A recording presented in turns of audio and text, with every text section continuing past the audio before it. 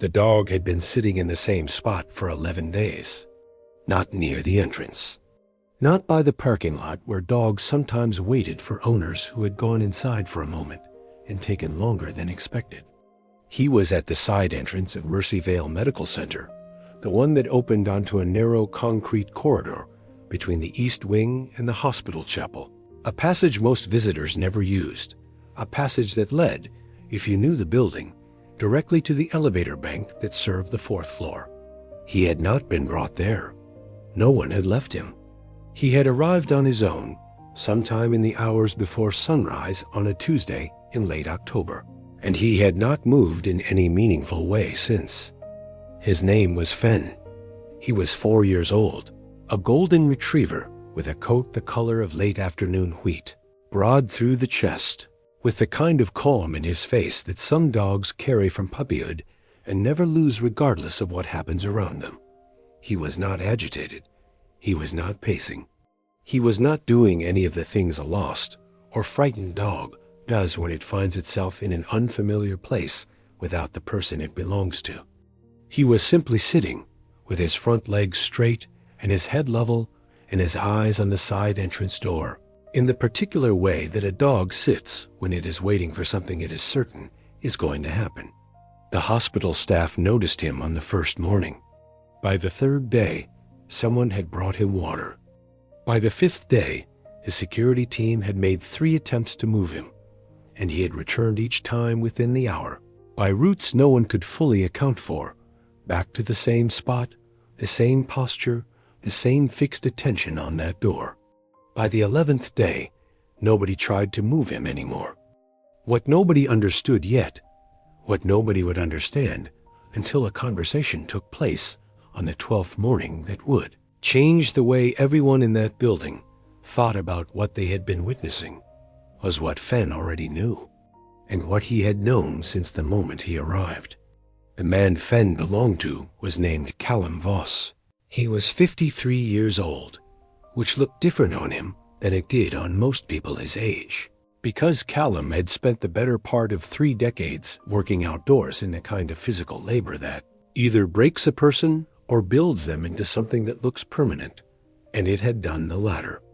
He was tall, with hands that were wide and calloused in the specific way of someone who has used them as tools for a long time, and a face that had been weathered by sun and cold into something that suggested reliability more than age. He had dark eyes that people remembered after meeting him, not because they were striking in any theatrical way, but because they were the kind of eyes that paid attention, that listened. He had lived alone for 9 years, which was not something he advertised, but also not something he hid. His wife, Renata, had died of a stroke at 46, which was 7 years younger than Callum was now, a fact he was aware of every morning in the particular way you are aware of things you have stopped trying not to think about. They had not had children, which had been a decision they made together early in the marriage, for reasons that made sense at the time, and which Callum had not revisited since her death, because there was no point in revisiting it. What they had had was 9 years of a life that worked, of a partnership that was not loud or dramatic, but was solid in the way that a well-built structure is solid. And when it ended, he had understood, in the months and years that followed, that what he had lost was not just Renata, but the particular version of himself that had existed in relation to her. He had kept working. He had kept the house.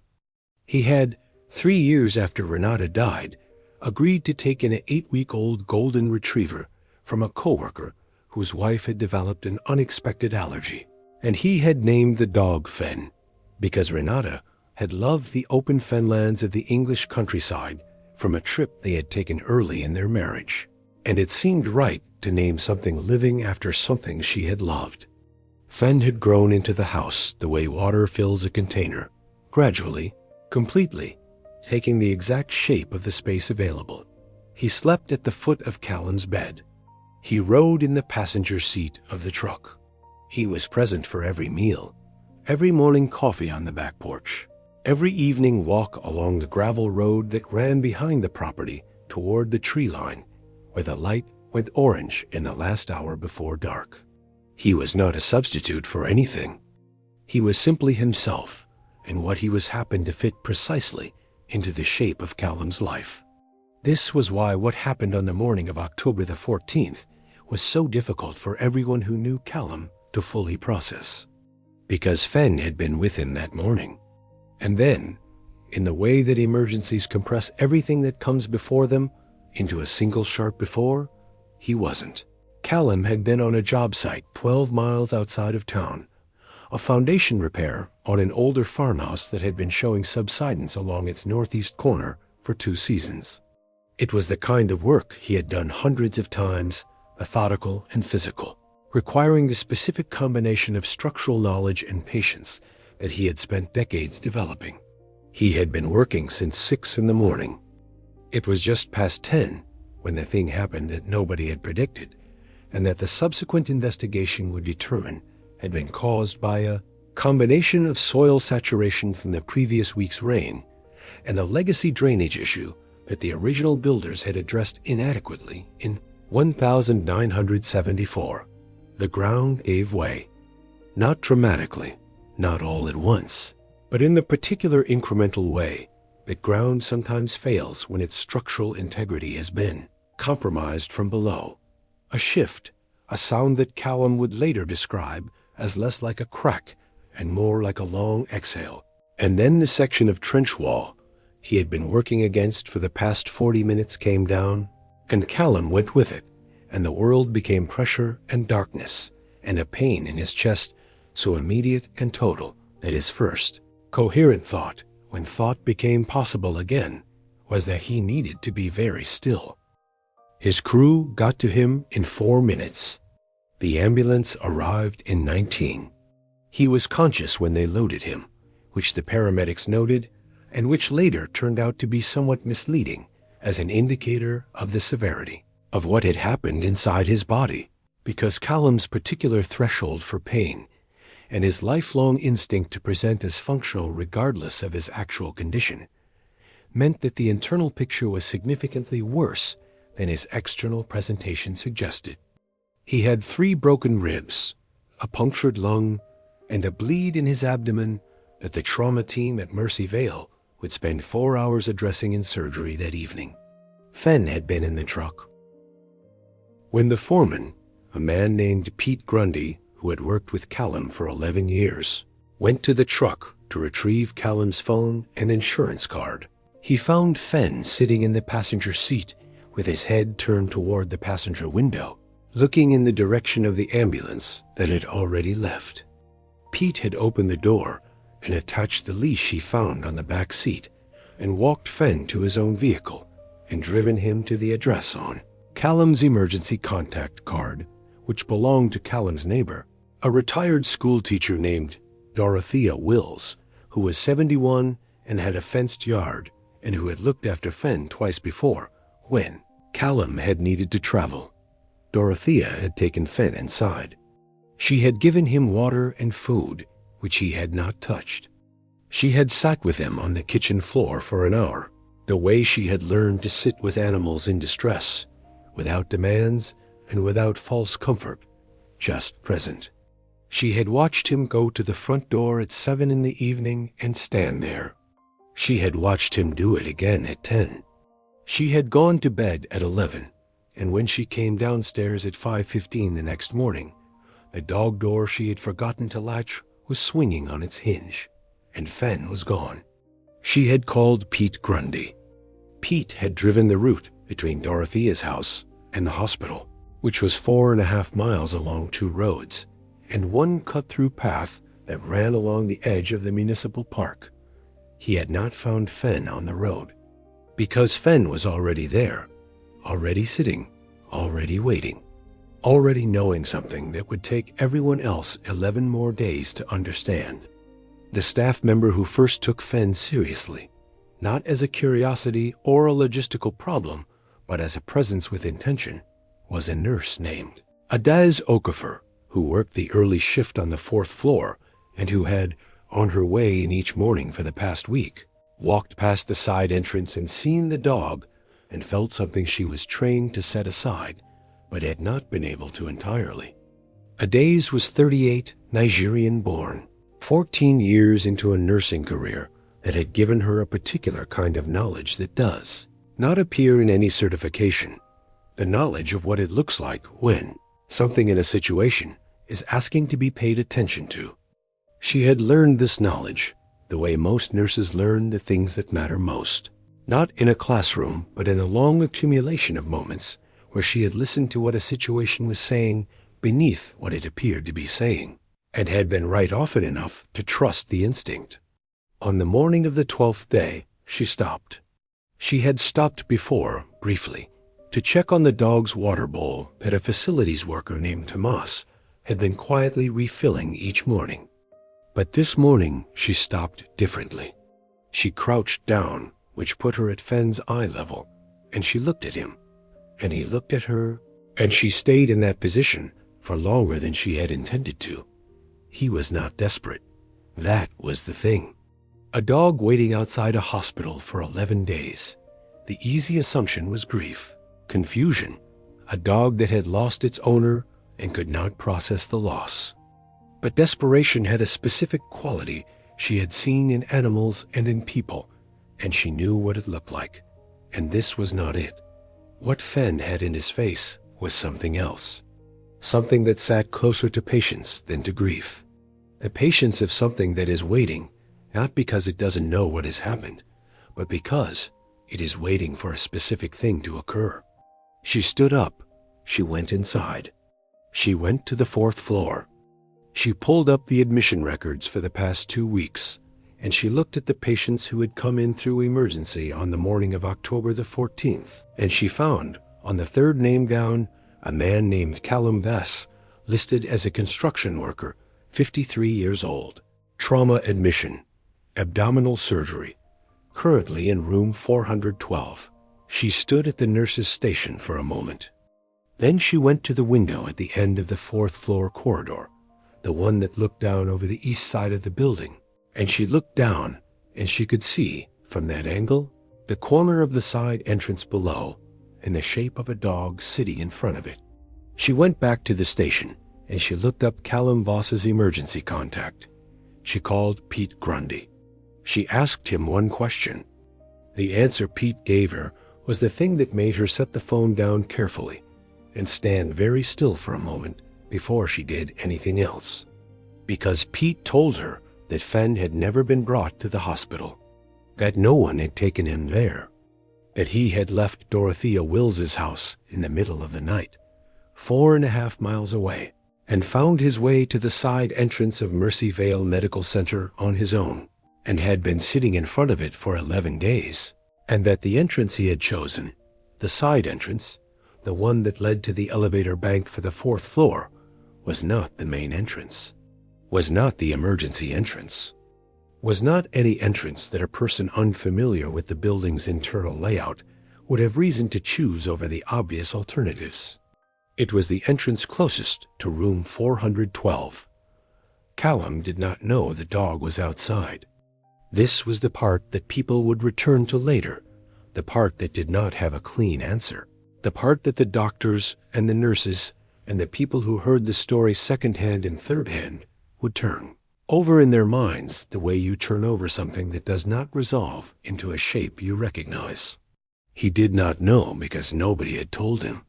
He had been unconscious for 31 hours after surgery, and when he came back to himself, he had been in enough pain and enough pharmaceutical fog that the first several days had been less a sequence of events than a series of impressions, light, voices, the specific sound of the 4th floor at night, which he would later say was a sound unlike any other sound he had encountered.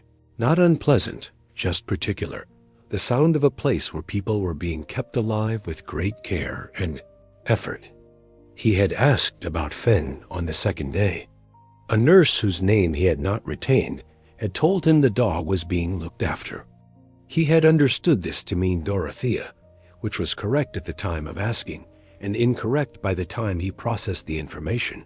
But he had been too compromised to follow up, and in the days that followed, his mind had been occupied with other things. The pain, the breathing exercises, The slow and humbling process of learning what his body could and could not do in the aftermath of what had happened to it. He had not been told about the dog outside because nobody had connected the dog outside to him until the morning. Adaze made the call to Pete Grundy, which meant that for 11 days, the only one in possession of the full picture was Fen. The dog outside knew where Callum was. Callum, inside, did not know where Fen was. And what Adaze understood, standing at the nurse's station with Pete Grundy's answers still in her ears, was that she was in a position to change that. She walked to room 412. She knocked on the open door, and Callum turned his head from the window, and she saw in his face the particular expression of a person who has been alone with something difficult for long enough that the presence of another human being requires a small adjustment. She told him there was something she needed to show him. She helped him into the wheelchair, which required the kind of cooperation between two people who are doing something careful together, and she wheeled him to the window at the end of the corridor, the one that looked down over the east side of the building. She pointed. Callum leaned forward in the chair, and for a moment he did not speak, and Adaze watched his face rather than the window, because she had seen the dog already, and what she had not seen was this, the face of the person the dog was waiting for, at the moment of first understanding. What she saw she would describe later to her husband, sitting at the kitchen table after her shift, as something she did not have adequate language for. Not tears, though those came a moment later. Something before the tears. Something that looked like a man encountering evidence of something he had not known was possible, and finding that it reorganized something inside him, quietly and completely, in the space of a few seconds. Callum said his name. Just that. Fen. Quietly, to the window, 4 floors up, in a voice too low to carry through glass and distance, in the way a person says a name when saying it is not communication, but something else entirely. What happened next required paperwork that nobody had done before. Mercy Vale Medical Center did not have a protocol for this. There was a therapy animal program, vetted dogs, scheduled visits, handlers with lanyards, but that was a different thing entirely from what Adaze was proposing, which was bringing an unregistered dog of unknown vaccination status into a patient room because the dog had spent 11 days finding its way to the correct entrance of a building it had never been inside in order to sit outside the floor where its owner was recovering from surgery. She made the case to the floor supervisor, a man named Dr. Reyes, who was in his 50s and who had the particular quality of someone who has seen enough unusual things in hospitals that his threshold for being surprised had shifted considerably from where it had started. She told him what Pete had told her. She told him about the entrance. Dr. Reyes looked at her for a long moment. Then he looked at the window. Then he said he would need the dog's vaccination records and a handler present, and that it would be a short visit, and that if the patient's vitals responded adversely, the visit would end immediately. Adaze called Pete Grundy again. Pete had the vaccination records. He also said he would be there in 20 minutes. He was there in 14. They brought Fen in through the side entrance. He had stood up when Pete approached him, which was the first time in 11 days that anyone had seen him change his posture in any purposeful way. He had allowed the leash without any of the resistance the security team had encountered in earlier attempts. He had walked with Pete through the side entrance door and into the corridor and to the elevator without pulling, without hesitation, without any of the uncertainty that dogs usually display in unfamiliar interior spaces. He walked as though he knew exactly where he was going, which, Adaze would think later, he did. The elevator opened on the 4th floor, and Fen stepped out and turned left, toward the corridor that led to the patient rooms, and Pete had to shorten the leash slightly to keep pace with him because Fen was moving with a directness that left no room for misinterpretation. He stopped at the door of room 412. He did not scratch at it. He did not whine. He sat in the same posture he had held for 11 days outside, front legs straight, head level, eyes forward, and he waited. A daze opened the door.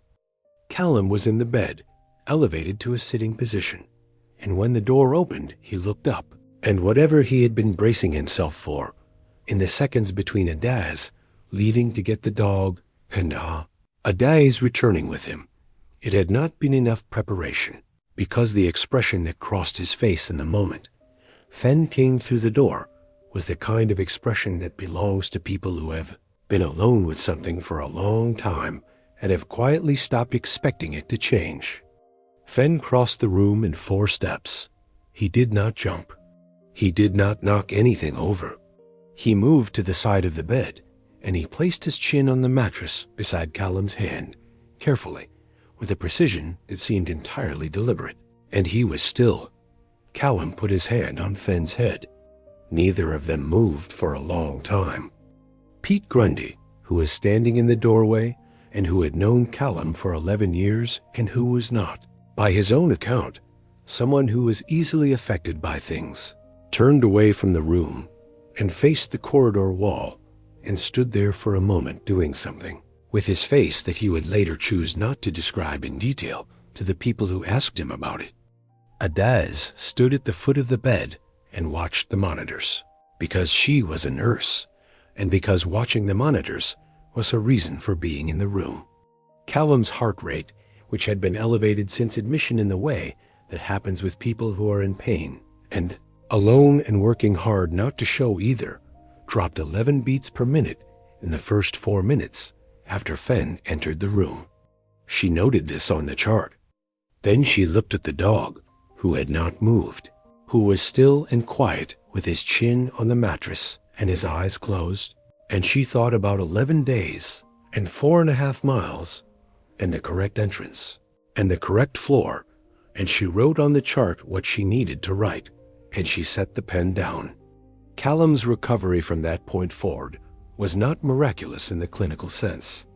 The punctured lung required the time it required. The broken ribs required the time they required.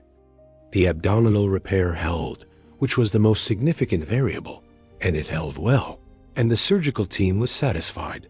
But satisfaction in these cases is measured against a baseline of what could have gone wrong, not against a version of events where everything was easy. Nothing about what Callum's body had to do in those weeks was easy. There were setbacks, a fever on day 16 that required a medication adjustment, a breathing complication on day 19 that required additional intervention, 2 nights where things were uncertain in the way that things in hospitals can be uncertain in the dark, middle hours when the body is working at the limits of what it has been asked to do. But Fen came back every day. Dr. Reyes, who had initially approved a single visit, found that he was approving them daily because the data on Callum's chart was straightforward about what the visits produced, and because Dr. Reyes had not spent 30 years in medicine without developing his own relationship with things that did not have clean explanations. Pete drove Fen to the hospital each morning. Dorothea Wills, who had begun accompanying Pete on these drives, would sit in the waiting area with her crossword and her tea while Pete took Fen up to the 4th floor. The visits lasted 45 minutes. Fen would lie beside the bed, or rest his chin on the mattress, or simply be present in the room in the way that he was present, steady, unhurried, certain. On day 23, Callum walked the length of the 4th floor corridor for the first time, which the physical therapist noted as ahead of the projected timeline. Fen walked beside him, matching his pace exactly, in the way that dogs walk beside people they know well, not watching them, but present to them, attuned to the subtle shifts in their movement that other people don't notice. The physical therapist, a young man named Aurelio, who had been doing this work for 3 years, and had not yet developed the skepticism that sometimes comes with longer experience, watched them walk the corridor together and said something to Adaz afterward that she wrote down because she thought it was exactly right. He said it looked like the dog was holding something open. like a door being held open from the inside, so the person coming through doesn't have to push. Adaze thought about that for a long time. There was a question that people kept asking in different ways, and it was the question that didn't have a satisfying answer, which was the reason people kept asking it. How did he know? Not how did Fenn find the hospital. Dogs have navigational abilities that are not fully understood, but are not in dispute. And 4.5 miles through familiar territory is within the range of documented cases. That part had an answer, or at least a framework for an answer. The question was the entrance, the side entrance, the one that led to the elevator for the 4th floor, the one that a human visitor, unfamiliar with the building, would not have chosen, the one that was, among all the ways into Mercyvale Medical Center, the one with the most direct route to room 412. Callum had never taken Fenn to the hospital. Fenn had never been inside the building. There was no scent trail through the correct entrance, because there was no scent trail into the building at all. Callum had arrived by ambulance, through the emergency bay on the opposite side of the building. A veterinary behaviorist named Dr. Sasha Merritt, who worked at a practice 40 minutes from Mercyvale, and who heard about Fenn through a colleague and drove out to meet him in the 3rd week of Callum's stay, spent 2 hours with Fenn, and then sat with Adaze in the break room and said, carefully and precisely, that she did not have an explanation for the entrance. She said she had explanations for most of it. She said dogs can detect physiological changes in people they are bonded to from distances and through barriers that we do not fully understand. She said the bond between Callum and Fenn, based on what she observed in the room during her visit, was the kind of bond that develops between a dog and a person who lives alone, deep, specific, without the diffusion that happens in larger households. She said the navigation was within documented parameters. She said the entrance was not within documented parameters. She said she had read the literature, and she was not aware of a documented case in which a dog with no prior access to a building, arriving at that building from the outside without a human handler, had selected the entrance most directly proximate to its owner's location over other available entrances. She paused. Then she said, I am not saying it is impossible. I am saying I don't have a mechanism for it. Adaze asked her what she thought had happened. Dr. Merritt looked at her coffee cup for a moment. Then she said, I think he followed something we don't have instruments for yet. Callum was discharged on a Thursday morning in late November, 41 days after he had been admitted.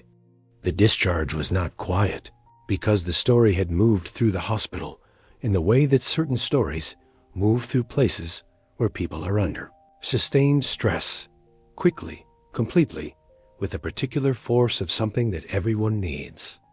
By the morning of the discharge, there were 14 staff members in the corridor outside room 412 who had found reasons to be there, and Tomas from facilities, who had refilled Fenn's water bowl every morning for 11 days without being asked to, was among them. Pete Grundy had brought Fenn in at 8, which was earlier than the usual visit time, and Fenn had been in the room when the discharge paperwork was completed, lying at the foot of the bed with the patients that had become, over 6 weeks, a kind of fixed point for everyone on that floor. When Callum stood up from the bed for the last time and reached for the bag Pete had packed for him, Fenn stood too. He did not need to be told. He simply stood when Callum stood and positioned himself at Callum's left side, the side where Callum's gait was still slightly uneven from the rib healing, and he matched Callum's pace as they walked out of room 412 and into the corridor. The staff in the corridor did not applaud, because hospitals are not places that applaud easily, and because what they felt watching this did not translate into applause. What it translated into was a silence of a particular quality, a kind of silence that settles over people who are witnessing something they will remember. Callum stopped at the end of the corridor, at the window where Adaze had first shown him the shape of the dog outside, 11 days into Fenn's vigil. He looked out for a moment. The side entrance was visible from there, the concrete corridor between the east wing and the chapel, the spot where Fenn had sat. He looked at it for a long time. Then he looked at Fenn, who was sitting beside his left leg, looking up at him with the same calm certainty he had carried through all of it, through 11 days in the cold, through 6 weeks of daily visits, through every moment of this long, strange chapter that neither of them had been prepared for. Callum said something to him, quietly, not for anyone else. Fenn's tail moved once, slowly, and then was still. They walked to the elevator together. Dorothea Wills brought soup the first night Callum was home. She sat at the kitchen table while he ate, which he did slowly and with the careful attention of someone relearning something that used to be automatic. And Fenn lay under the table between them with his chin on Callum's foot. Dorothea did not ask him how he felt about what had happened, because she was 71, and she had learned that this was rarely the right question. She talked about her garden, which had gone dormant for winter, and about a book she was reading, and about the family of foxes she had seen 3 mornings in a row at the edge of her back lawn. At some point, Callum said, without particular preamble, that he had been thinking about the entrance. Dorothea waited. He said he had been thinking about it every day in the hospital, and that he had not arrived at anything conclusive, and that he had decided he was not going to try to arrive at anything conclusive, because he thought the conclusion was beside the point. Dorothea asked him what the point was. He looked at Fenn under the table for a moment, then he said that he came. Dorothea nodded. Outside, the November wind moved through the gravel road behind the property, through the dry grass at the edge of the tree line, through the place where the light went orange in the last hour before dark, when there was still enough light left for orange. It was too late for that now. The dark had come down completely, and the yard was still, and the house was warm, and Callum ate his soup, and Fenn lay under the table, and outside the world was whatever it was, large and indifferent, and occasionally, without explanation and without warning, capable of something that looked, from the inside of it, exactly like Grace.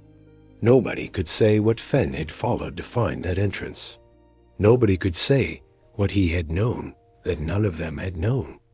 What they could say, what Pete Grundy said, and Adaze said, and Dr. Merritt said, and Tomas from facilities said, and every person on the 4th floor who had watched it happen said, was that for 41 days, through a punctured lung and 3 broken ribs and a fever and 2 bad nights and every slow, hard increment of recovery, Callum Buss had not been alone, because something 4.5 miles away had known where he was, and had come, and had not left.